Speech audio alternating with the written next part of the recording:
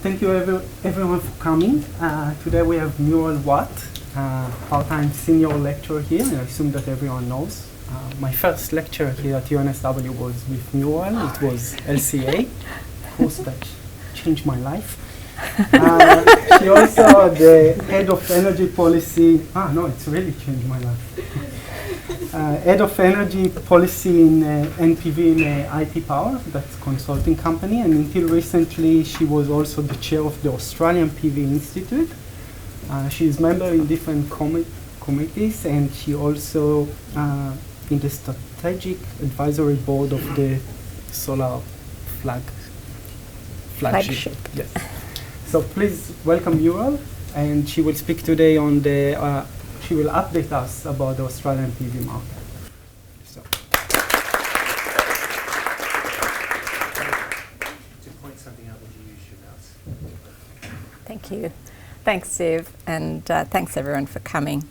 I wanted to introduce you a little bit to the APVI because it introduces the report from which all this data comes together every year, and I know you've seen the report. We've been writing this report on PV in Australia since 1995. So we've got a really nice record now of what's happened every year. And the Australian PV Institute is the Australian arm of the International PV Power Systems program under the International Energy Agency. So we represent Australia. What about this? Okay, sorry. One's for recording and one's for speaking. The APVI is really there to support increased development and use of PV via research, analysis and information. So it's a slightly different type of organisation to the Clean Energy Council and the Australian Solar Council, which are much more industry advocacy bodies and representation bodies. This institute does a lot of the background research that those organisations use for their lobbying. And UNSW is an active member, and so a lot of the information that comes out of the APVI has got UNSW authors. One of the things we do is both the International Energy Agency PV Power Systems program and the Solar Heating and Cooling programs, which are major IEA, International Collaborative Research groups that work on current topics around the world in those areas. So the PV in Australia report fits in under the obligations that Australia has to the International Energy Agency, and we've produced this report every year since '95. So that's the latest report, which comes out in the middle of every year. It takes a while to get all the statistics together, and most of the numbers that I'll show you today come from that report. The other sorts of things that you'll see on the APVI website are reports, technical reports, policy reports. This is a nice one that was done by UNSW people as well as Murdoch and CAT projects, and input from a range of people on monitoring guidelines for PV systems, which has now formed the basis of an international guideline in the same format. We also hold workshops and other things. You might also be familiar with the lovely PV map that Anna Bruce from UNSW has done as part of a project for the APVI, and I'm not sure if all of you have been keeping an eye on things. I'll see if this works.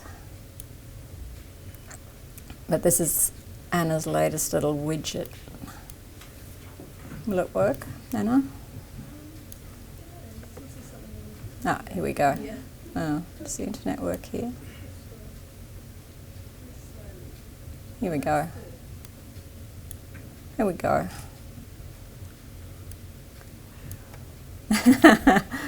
This is an animated time series of PV development in Australia, which I think looks like a sort of mushroom sort of growing, exploding. There you go.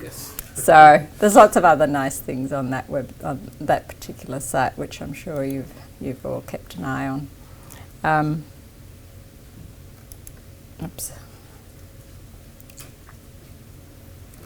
The International Energy Agency itself, which this PV in Australia report goes into every year, it has 26 countries and 5 PV industry associations involved in looking at all the up-and-coming issues for the PV sector. And it's really important for Australia to be involved in this, because otherwise things can get very Euro-focused very quickly. For instance, depending on the composition of any of the task forces that are set up to work on a particular topic, and often Australia has particular issues and characteristics of our PV market which are quite different to what the Germans might have, for instance. And so if we're not around the table saying, no, actually that doesn't apply for us, or for us the real issue is this, then we get international statements coming out of the IEA which don't apply to Australia, and which then mislead our politicians about the real issues to do with PV. So it is important for us to be around the table for these sorts of activities. The current focus is on continuing to be on PV technology development, but much more so now on the markets, making sure the industry itself is sustainable, a big focus on recycling and how to set up recycling facilities around the world, on strategies, different types of strategies for different circumstances, providing neutral, unbiased information, but with a really positive focus on PV, and trying to make the transition to a PV-friendly energy system around the world, and with compatible rules and regulations, so that we don't have different countries doing totally different things, so that manufacturers are desperately trying to make product for this market or that market, and so on, trying to provide that level of standardisation of thought. Australia is involved in some, but not necessarily all, of the activities that run at any one time. The task 1 of the PVPS is the task under which this PV in Australia report fits every year. It's the information dissemination part of what the PVPS does. The Australian representative on that task is Warwick Johnson from SunWiz. A lot of you may get his little blogs and newsletters and things. So he'll be a really good Australian representative for that kind of work. Ian McGill is the Task 14 Australian rep, and Lyndon Frierson from CAT Projects is the Task 13 rep, with active involvement of Anna Bruce, and also from Murdoch University. So lots of interesting things going on. So now just a quick update on the numbers that came out of this year's PV report. The Australian market continues to grow, and you can see that the green section of that bar is the distributed grid connect market. So that has just dominated over the last 5 years, whereas previously the off-grid market was the main market in Australia. Where, however, last year was lower than the year before, and we're expecting this year to be lower potentially. We're about, that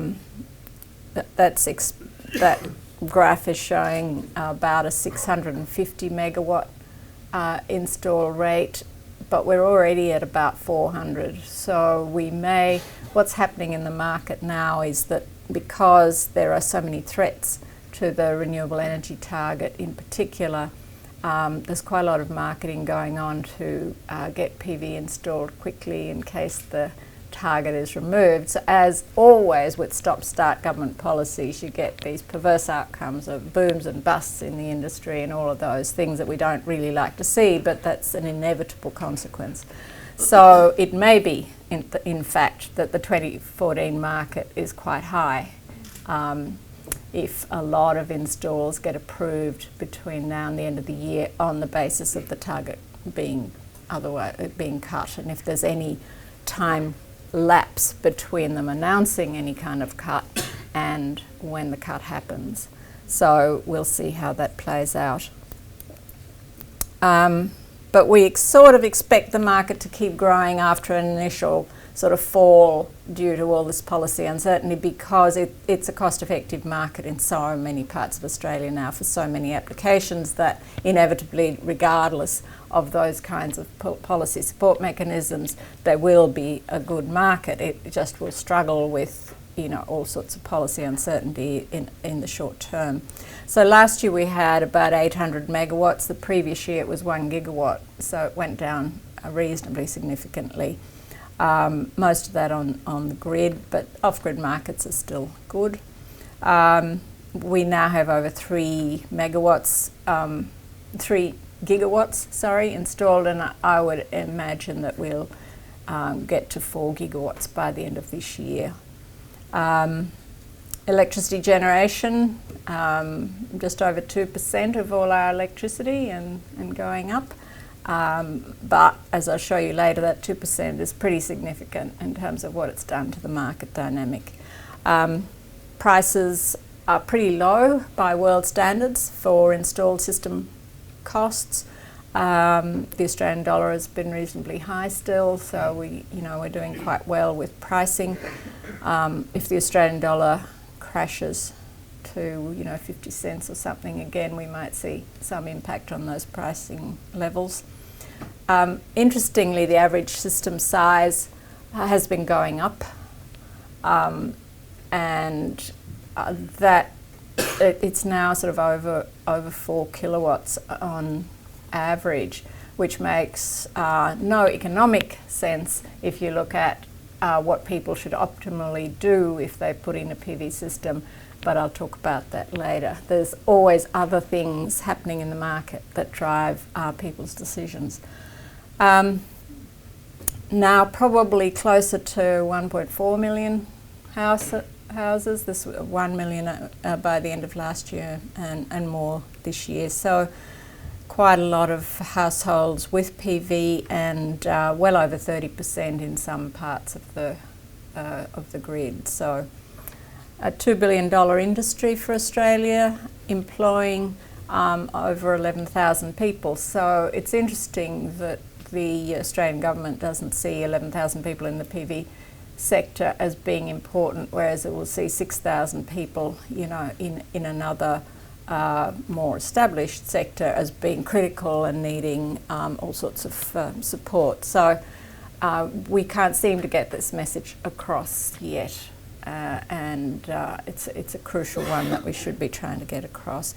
Most of those jobs are in systems and installation, as you can see, but there's all sorts of other interesting jobs developing in the sector, not least this financing, legal, market analysis, rec trading, all sorts of other things are growing over the years. The R&D sector, which is where a lot of us fit in, has about 400 people employed Australia-wide, full-time equivalent, so it's pretty good as well. So it's important for us to keep that research funding going to do that. The price trends have been dramatic over the last few years. They're sort of steadying now a bit, but you can see that module prices are now a smaller component of the total system cost, and balance of system costs are really overtaking module costs as a consideration that really, people really need to focus on to get overall system prices down. So all these years we've been really focused on getting module prices down, and thanks to the research from people here, that has happened now we need to focus on some of the other things if we want prices to go down further. And this is the trend with system sizes that I mentioned. So, you know, close to 4.5 kilowatt system average sizes going in an environment where feed-in tariffs for excess electricity are between 0 and about 8 cents. So it makes no sense for people to have big systems like this that export half or more of the electricity they produce when they're getting nothing for it. But this is what people are doing. And so it's an interesting kind of sociological study about why people would do such a thing. And, you know, you can only theorise that they're sort of feeling like, you know, I'm renovating the house this year, I'm going to put in a PV system, I'm not going to think about it for another 10, 20 years, so I'm going to put the biggest PV system I can put in on the roof that fits, you know, that kind of decision making, which is not what's the cents per kilowatt hour of the electricity that I'm going to get out of this PV system, you know, so it's a different set of thinking. Also, yeah. Have you analysed the incremental cost of going from a 3 to 4 kilowatt system? I mean, you've got $2, 2,500 a kilowatt effectively, but clearly the increments are less as you add that extra kilowatt. Yeah, and that's the marketing is the other reason why people are putting in these bigger systems, because what the PV companies are doing is offering really good deals for a 4 kilowatt or a 5 kilowatt system compared to what you would get with a 1 or 2 kilowatt system. So there's two things playing out. And so if you can fit a 4 kilowatt system, people think, oh, it's only $500 more than the 2 kilowatts, so why not? In that kind of decision making. So all sorts of market dynamics, very interesting. The market's competitive in Australia, which is great, and so we're getting good deals. And so what the economists will tell you about, you know, people's decision making and what actually happens on the ground are quite different. And it's hard to predict in this kind of new market area, new products, where, you know, people haven't been involved in their electricity supply before. So we have no background about what they're going to do in this area. Where this is living history, we're making history, we're seeing what people want to do and how they react. And that's even more interesting when you think that energy efficiency things which people could have done for years and years and they haven't done, even though we've proven that they were cost effective, and they haven't done those things. They're starting to now, mind you. It's amazing what 50 cents per kilowatt hour or whatever it does to your thinking about energy efficiency. But you know, they haven't done those cost-effective energy efficiency things, and yet they've done PV. So it's very interesting. So if you kind of look at those growth and rates that we've had and the projected growth rates that we could have, as I said, we should have about 4 gigawatts by the end of this year, and if we then assume this sort of steady growth, say, you know, 650 megawatts a year, a steady growth from now on, we'll get to about 14 gigawatts by 2030. If we have a slightly increasing growth, say 15% growth year on year, then we'll get to about 36 gigawatts by 2030. Who knows? But it certainly looks like we'll easily get to between 8 and 9 gigawatts installed by 2020. And there's whole sections of the market in Australia that have barely been touched, not least the commercial sector. But that whole sector in size between 100 kilowatts and 5 megawatts has hardly been touched in Australia, whereas that has been the key market area in many countries, including Germany, that they've really got the volume into the market from growing those areas, and we haven't even touched that market. Most of our market's residential. So we've got a lot of market growth that we could do. There's a lot of pushback from the utilities about those larger systems, as we know. Public research and development funding. A lot of this is ARENA. I think ARENA is about 170 million out of that 290 million, something like that. So obviously ARENA's been important for us in the last few years.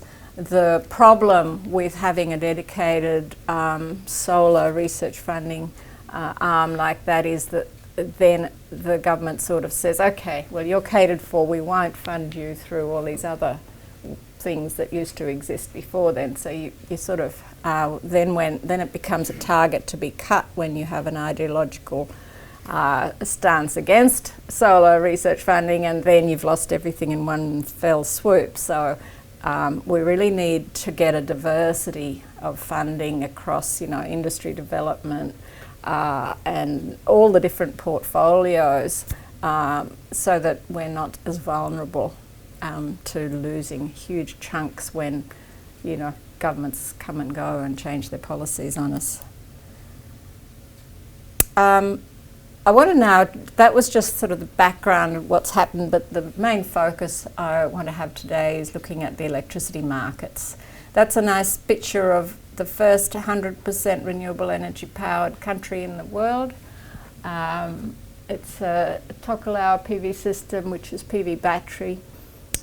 It does have a diesel there, but it doesn't turn it on unless there's some crisis that needs it. But a lot of interest in the Pacific Islands in replacing diesel, which, as you can imagine, is difficult to get to these islands and expensive for them and takes up a huge portion of their GDP. So a really good market.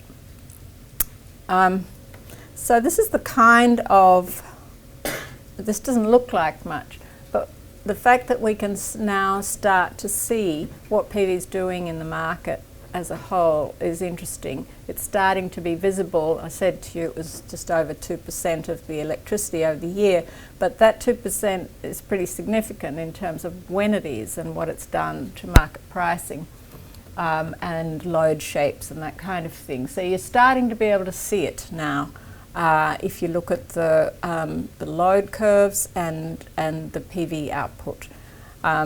So that's what it's done, but this is how important it is, because this is what it's done to pricing.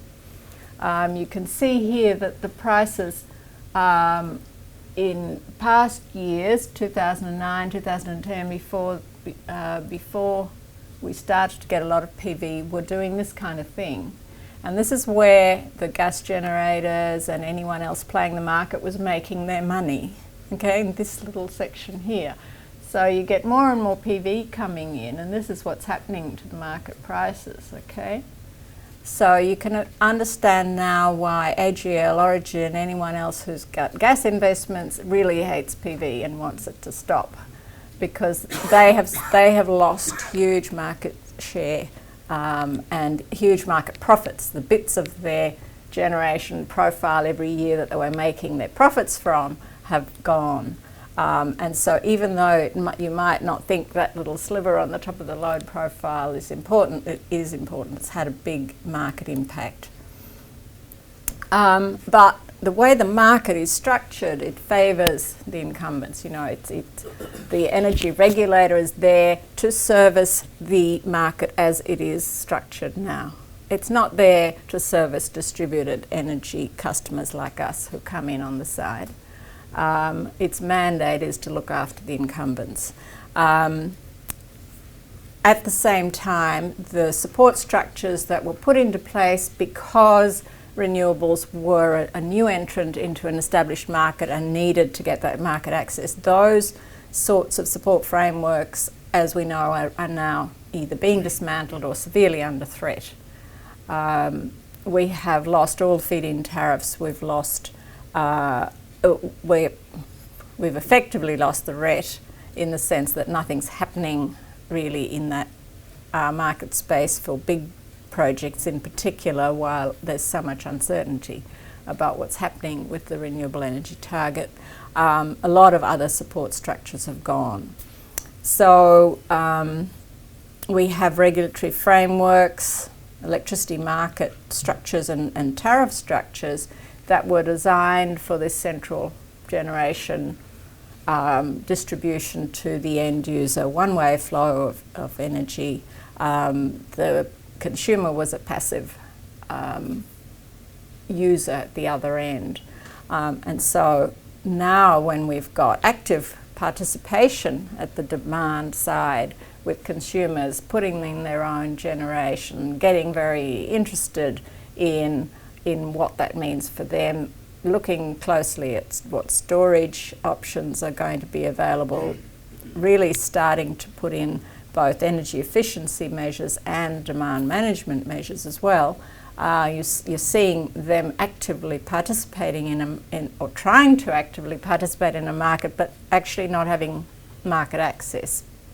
So they can do stuff, but they can't play in that market yet. And so we're seeing, in addition to that, we're seeing the incumbents putting in barriers to PV and trying to put in specific penalties for customers with PV.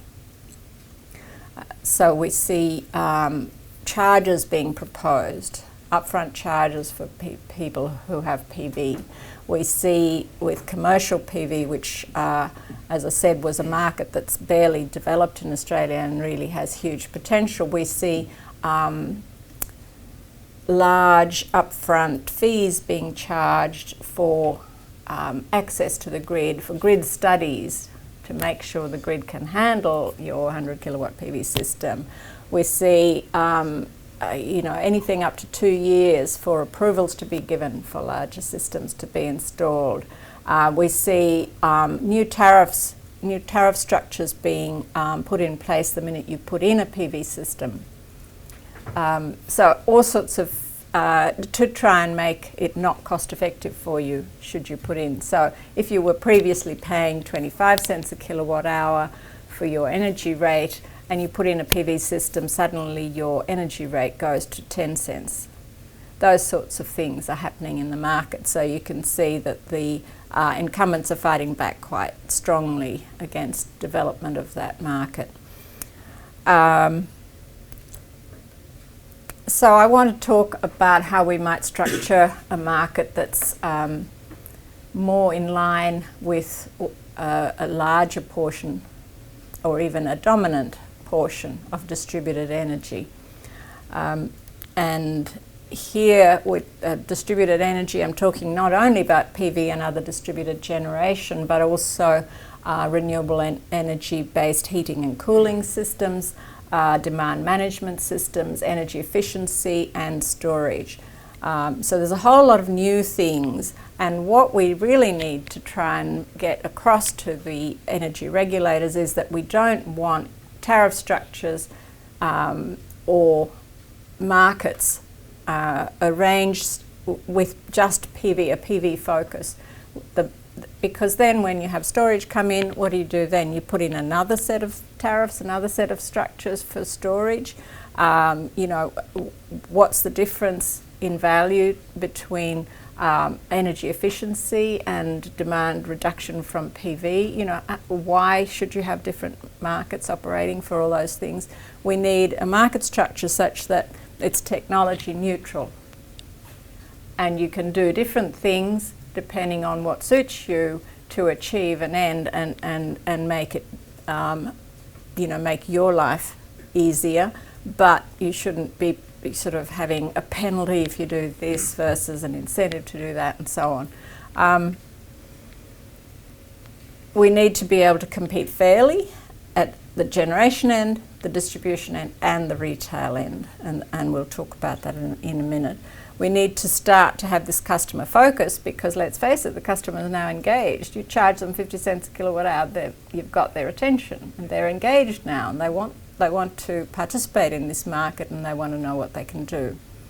And so we've got to find ways of valuing what it is, all these different things, distributed generation, heating and cooling, demand management, energy efficiency, storage. What are the values these are placing? At the moment we're just saying it's energy. Well, it's more than just energy, isn't it?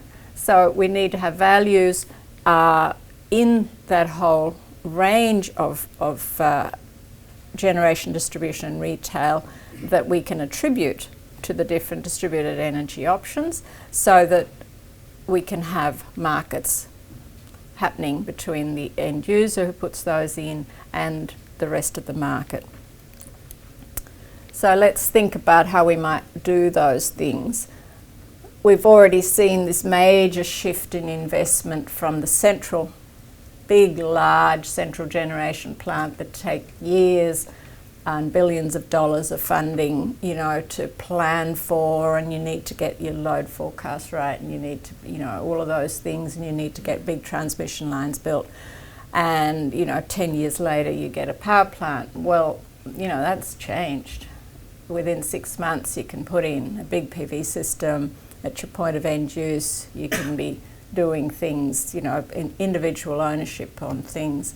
And, you know, as we know, people are doing it. So that whole investment and who's making the investment has shifted totally. I'm not sure yet that the finance market has really caught up, but they're kind of starting to. They're just starting to, but they haven't really understood how important this shift has been. So the sorts of values that we need to start to be able to quantify so that we can make a market work in this area include the marginal cost of the energy that's being provided by the renewable energy input to the grid, but also what time that energy is being provided, where it's being provided, because those are important drivers of cost in the system as a whole.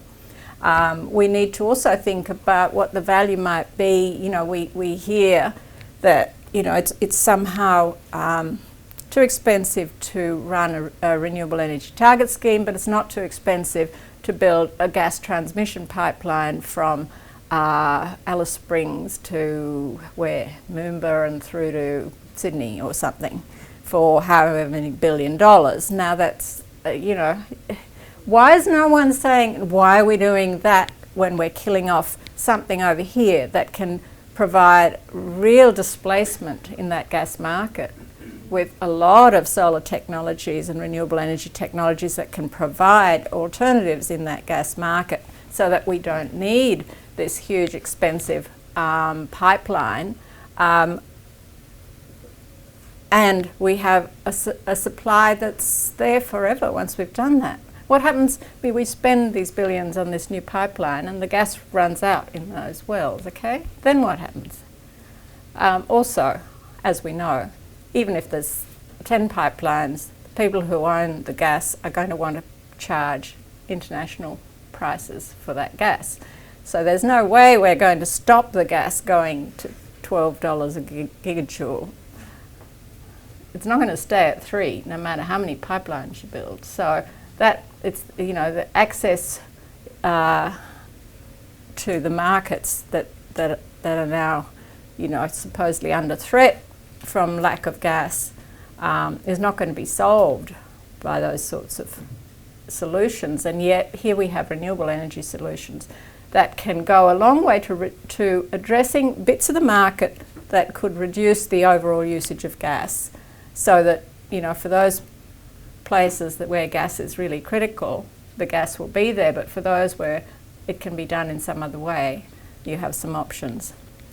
So that's the sort of resource value idea of, you know, what else could you do with the gas if you didn't use it for electricity? There's lots of things we know. Why would you burn it for electricity when you can get electricity from all sorts of other sources, and yet there are critical needs for gas in industry that are harder to displace?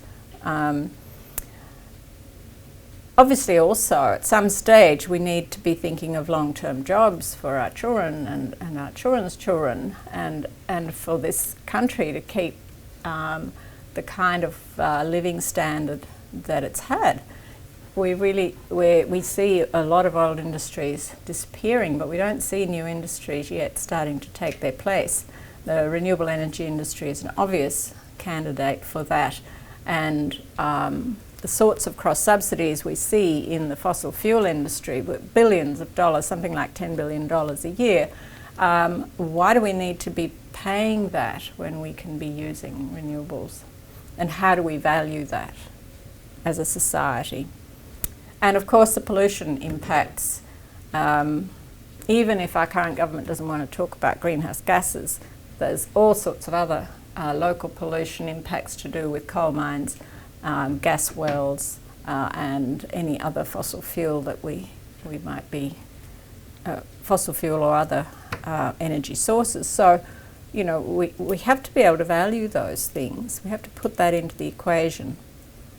At the distribution level, we have to stop thinking about grids as a monopoly. If you hear any politician talk, they'll say the grid is a monopoly, it's a natural monopoly. Well, forget that. It's no longer a natural monopoly, there are options.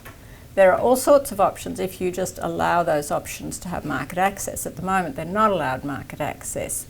So we need to force the network planning process to be more transparent. We need to allow third-party competition into that market and forget about calling it a monopoly.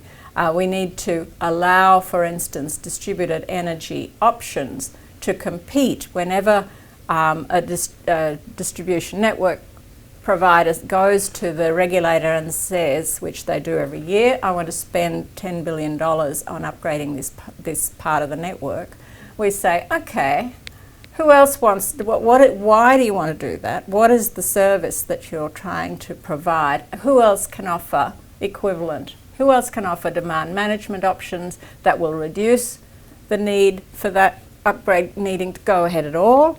Who else can provide equivalent services, be they voltage support, be they energy demand management, be they energy, whatever it is that they're trying to supply, and have that as a competition in the market where you go and other people can provide you with those options. And then you look at the lowest cost, and if the grid still comes out as the lowest cost option, well, fine, you do the grid, but at least you've given the market an opportunity to know that there's a problem and that there might be ways that they can fix it, and there's a value to them to do that, and you can see whether or not the grid option is the cheapest option. Now we're starting a little bit towards this in our regulatory changes, but it's in such a minute way that it's, you know, you're not going to see anything meaningful happen in the short term, because the only places these kinds of considerations are being given at the moment are for major network extensions above quite a high threshold price level. So it's not happening for refurbishment of existing grids, and it's not happening for smaller scale levels of expenditure. So if you talk to the regulator, they say, oh, we're doing it, but the bit that they're doing it for is just a small part of the whole picture, and they're doing it in a very select way anyway. We need to stop sort of having networks make their money by the size of their asset base, and therefore them wanting to increase their asset base all the time so that they can make more money. So we need to have a way of limiting the cost of the network and how those costs are accrued and the values and why people want to keep building more and more grid. That, as you know, is the largest reason for all the high electricity price increases we've seen in the last few years, and it's still going up. We need networks themselves to be able to say, okay, if we can put in storage here, we can put in local generation here, we can do demand management, we can do other things, instead of just thinking only about increasing the network. But as I said, that means that they need to be able to provide value to themselves by doing these other things. So the current way their assets are valued doesn't readily allow them to find value in doing these other things, and so they don't do them. Also, we prevent them from doing generation at the moment. So generators can be retailers and vice versa. So we've sort of got this amazing, supposedly competitive market where instead of having 25 competing entities, we've now got 3. That's market competition for you. And we still don't allow the networks to really provide signals in that generation area where they possibly could, or at least in this whole space of doing things in the distributed energy area. They do have market advantage, of course, so you will need to think about how you ring fence what they do, but still, they're the prime candidate for wanting to do a lot of these things and provide value, be able to attach value to voltage, support frequency, support storage at different, seconds, minutes, hours. What's the value of that, and where is that value, at what time of day, at what part of the grid? If you do load management, what's the value? If you reduce peak, what's the value? Provide these market signals so that it's a transparent market. At the retail level, of course, our tariff structures are by and large just, they're just a number that is politically acceptable. It's actually getting to be politically unacceptable now, the sorts of numbers that tariffs have reached. But we've sort of got a flat tariff that's supposed to encompass everything, but as we know, it's a very bad reflector of the true costs of what's going on. We certainly need them to be technology agnostic. We don't want PV tariffs. Definitely don't want to go that route. But we need to have tariffs that can be differentiated in a way that accounts for demand as well as time, as well as the energy, but perhaps also the location. Now, we've got political reasons why we've got cross-subsidies to remote parts of our grid, because we know that it costs a lot more to supply someone a long way away than maybe close to the generator, or it has done in the past. We've got a new paradigm now, but we have had to cross-subsidise so that everyone gets the same tariff regardless of where they are, and there may still be political reasons why you want to do that, but you should still be able to provide a value so that that at that part of the grid, it's really valuable to put in distributed energy of some sort. Those signals need to be there so that people have incentives to put things in the right part of the grid. You need to be able to tell people who use very, very large air conditioners that there's some penalty for them doing that if their demand is very high. At the moment, they might turn it on, twice a year, and they don't care if it's 50 cents a kilowatt hour for 3 hours twice a year. So what? But the net impact of them doing that is huge, because of the demand component, which isn't reflected in their bills at the moment. So, again, be able to provide time and location stamped feed-in tariffs as well as tariffs that you're charging, so that you get both sides reflected, the values reflected, both for the people who are using energy and the people who are providing it, and you have a market. Otherwise, how are you going to run a market unless you can provide values and signals? So the next major thing is storage. And if we don't get these kinds of market signals right now, not in 12 years' time when the next regulatory determination period finishes, but now, we're going to have storage starting to hit the market the same way that PV hit the market, and totally inappropriate market structure.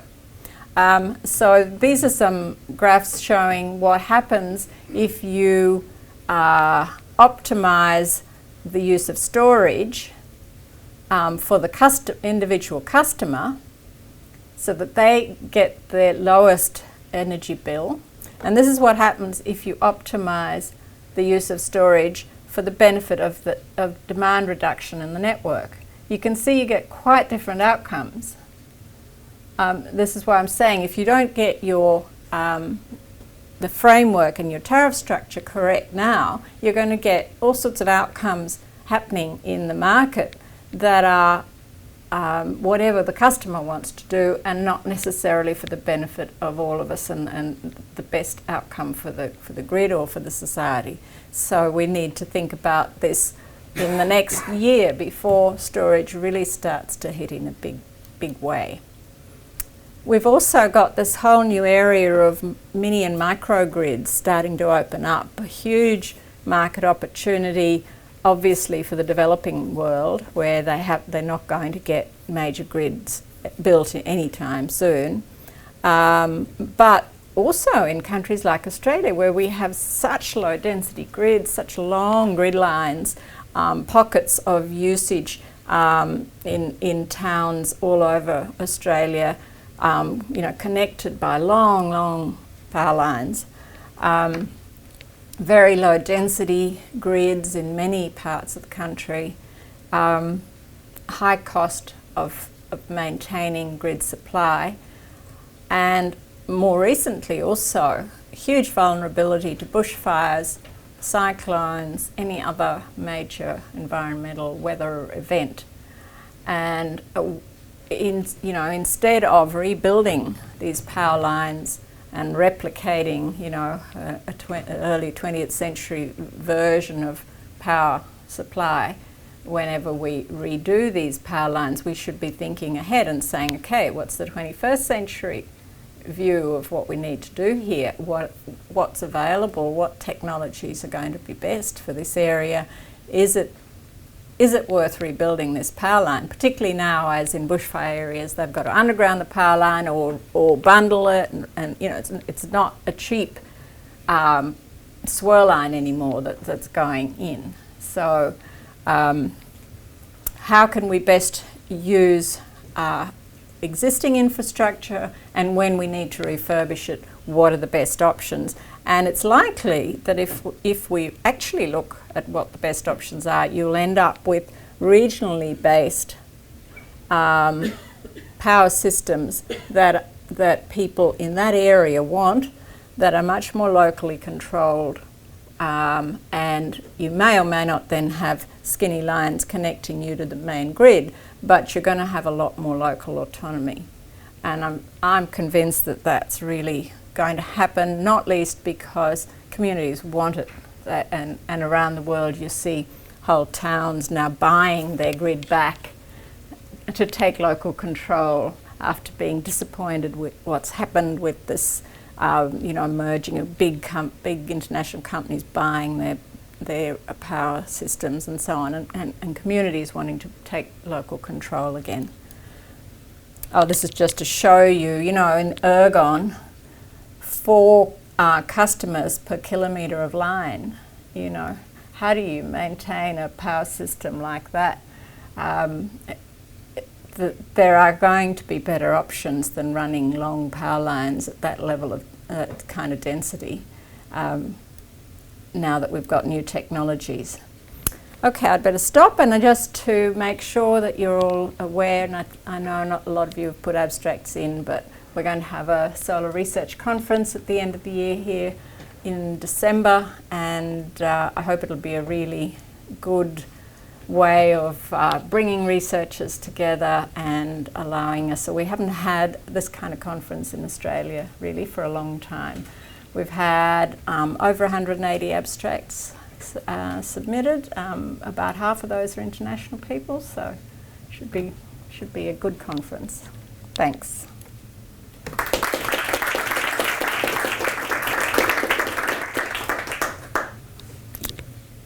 Time for questions?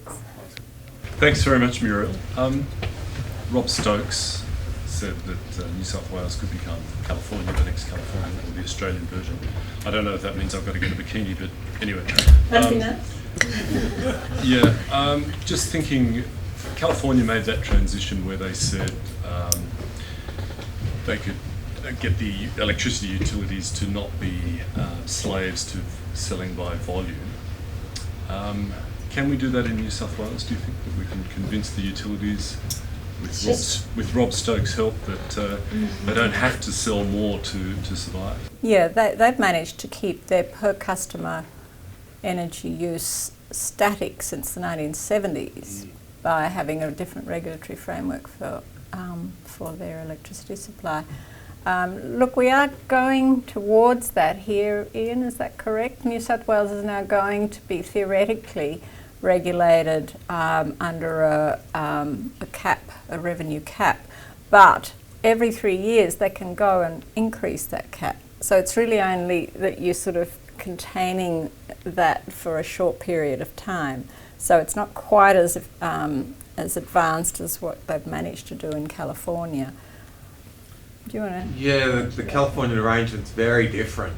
Utilities are combined networks and retail, and so we can pick up on some aspects. There's always lessons to learn from there, sort of both good and bad. But we are going to have to sort of forge our own path.